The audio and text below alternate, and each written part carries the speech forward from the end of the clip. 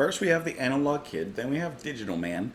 I would venture to guess that New World Man perhaps is completing a little bit of a trequel.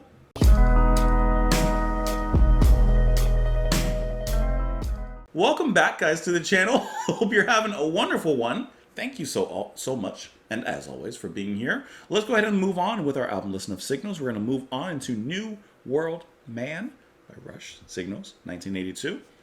I ain't got nothing much to say on this one except I just want to listen to more Rush. Let's listen to more Rush. Hope you're doing well. Go ahead and do it. New World Man. Bada bing, bada boom. That's craft work. Nope.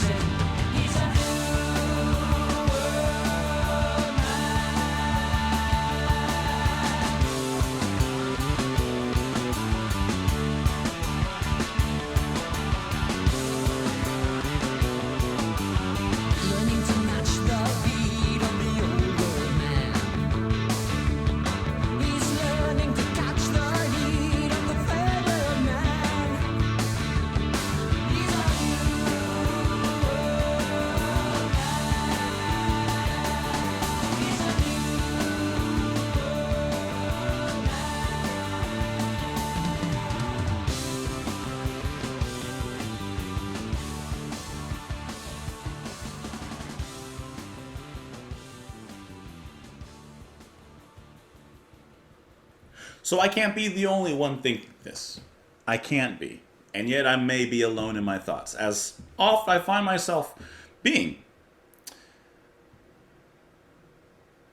sounds like the Police. This sounds like a Police song. Everything in here, besides Geddy singing, sounds like it could be a Police song. To be like, there was a part of me that was expecting Sting to come in when the song began before Geddy came in. From the little pole space, which I like how that sets up everything, and then soon Alex Lifeson comes in with the guitar. Yeah! If you played that for me before Getty comes in, I would have said that's the Police, and I would have slapped you if it told me it was Rush. No, but I mean, it comes off really nice because I like the Police, but I'm just listening to the music and I cannot help but feel, I'm like, this is just the Police. And I'm hearing some Copeland in the drumming. I love Pierre, duh, they're both great, but I'm hearing some Copeland in the drumming, even the way he sets up, I don't know if it's the chorus, but the way that he sets up the drums at one part when he lets that snare just be delayed one more beat, classic Copeland, right? So I can't help it, but I'm listening, and yeah, I like it. Then I was like, I hear the Police. Every little thing is just. Yeah, it's a fun song though. I mean, I'm sorry, this is a poor reaction because even when I want to say something like, yeah, the guitars are kind of like the Police. The bass playing is kind of like the Police. The drumming, it's good. It's kind of like the Police. That's the only thing that's in my mind right now. I can't get it out. I can't exercise my initial thoughts. I don't like the chorus. I will put that criticism out there that I don't care for the chorus. It's a bit weak in my opinion. It's not catchy. I do like the after chorus right here though. Yeah, get up on that ride. Get on bass. I do like that part a lot, but I don't like Getty singing in the chorus there. I do like how to get down the end, especially Pure. Yeah, not bad. Not bad at all. Let's talk about these lyrics, though. He's a rebel and a runner. He's a signal turning green. He's a restless young romantic, wants to run the big machine. He's got a problem with his poisons, but you know he'll find a cure.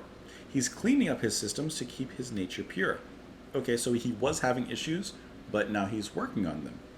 Learning to match the beat of the old world man, learning to catch the heat of the third world man. He's got to make his own mistakes and learn to mend the mess he makes. He's old enough to know what's right, but young enough not to choose it. He's noble enough to win the world, but weak enough to lose it. Okay, so I think we're just talking about generations, big generations, and perhaps the new world man. They're kind of describing this new world man in these ways. He's a radio receiver tuned to factories and farms. He's a rider and a ranger and a young boy bearing arms. He's got a problem with his power with weapons on patrol. He's got to walk a fine line and keep his self-control. Trying to save the day for the old world man. Trying to pave the way for the third world man. Okay, so it's changed from matching and catching to saving and paving. To bringing those old world men to perhaps his standards of modernity. Modernity? Is that even a word? Of modern times. He's not concerned with yesterday. He knows constant change is here today. He's noble enough to know what's right, but weak enough. We read that already. He's a new world man. Those last two lines in the last stanza, or the first two lines in the last stanza, are the most telling. He's not concerned with yesterday. He knows constant change is here today.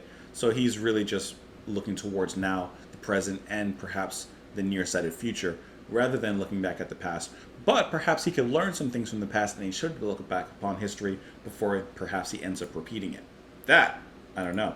However, I do see on Wikipedia that the song was the last and most quickly composed song of the album, stemming from a suggestion by producer Terry Brown to even out the lengths of the two sides of the cassette version. It went to #1 in Canada, where it remained for 2 weeks. I don't see this song as a #1 song. Listen, I'm just putting my opinion out there. Subdivisions, now that is a great one. This one, it's good, but it's not like #1. You're #1 in my heart. Hey, let me know your thoughts down below. You can follow me on Twitter. You can support the channel on Patreon. Thank you so much for being here. The album genre, the second genre is synth pop. There's only like one synth line in. Anyways, have a wonderful rest of your day. Thank you so much for being here. And I will see you all later. Bye.